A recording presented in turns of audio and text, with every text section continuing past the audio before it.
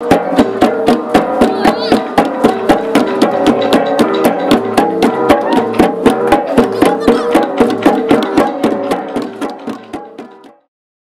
society began along riverbanks. There's lots of early archaeological evidence of that. I was in central Turkey 3 years ago, exactly the spot where people formed human communities, because rivers were places that you had water to grow your crops, sustain your wildlife, but that was being domesticated, sustain your own human bodies, cook, wash, fish, and travel. We forget that rivers were the main source of travel, and if we compare it to Canada, we have the enormous inland waterway known as the Great Lakes, and then down through the St. Lawrence River, which has been part of our own economic livelihood, starting with the fur trade, and continues on in terms of the Lakers that transport the grain from Western Canada to the port of Montreal. And the First Nations people have used rivers where you can go from Manitoba all the way down to the Gulf of Mexico. So rivers sustain life.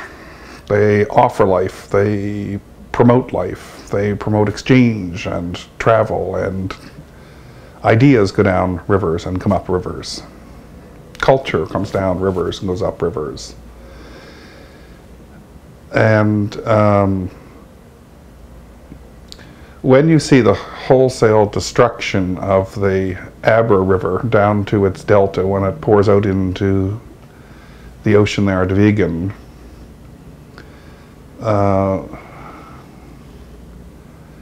mean, the people that promote large-scale mining, the Lepanto mine's is due to close in 4 years or 5 years' time.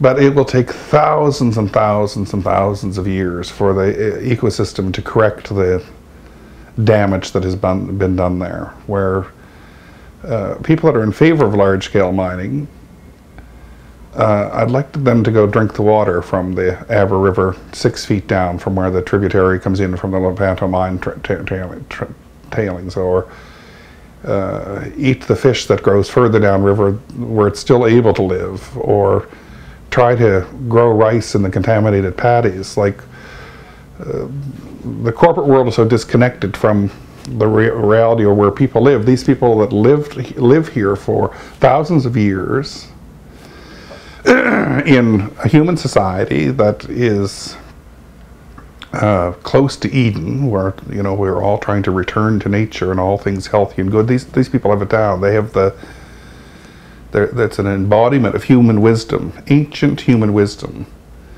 that we risk losing as it's trampled down like the soldiers on a rice field, punishing a community because they're suspected of supporting rebels who have taken up arms, you know, in defense, really, of their own traditional values.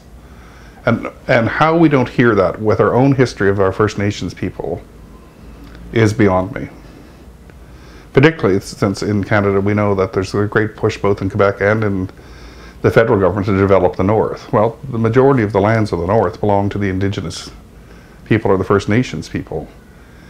And there's more regulation in terms of how that will be developed compared to here. But it's kind of just, I fear for the kind of wholesale slaughter of people, particularly the private militias. And the rivers, as we lose the rivers, we lose the life, we lose the culture, we lose the people, we lose the music, we lose the dancing, we lose all the ways that people interpret the world around them, interpret the experience of the world around them, interpret the supreme being and the creator that gave these things to be held in sacred trust.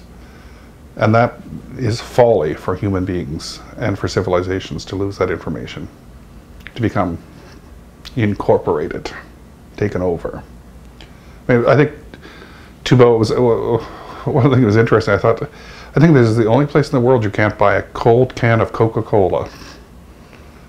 You know, it's untouched, really.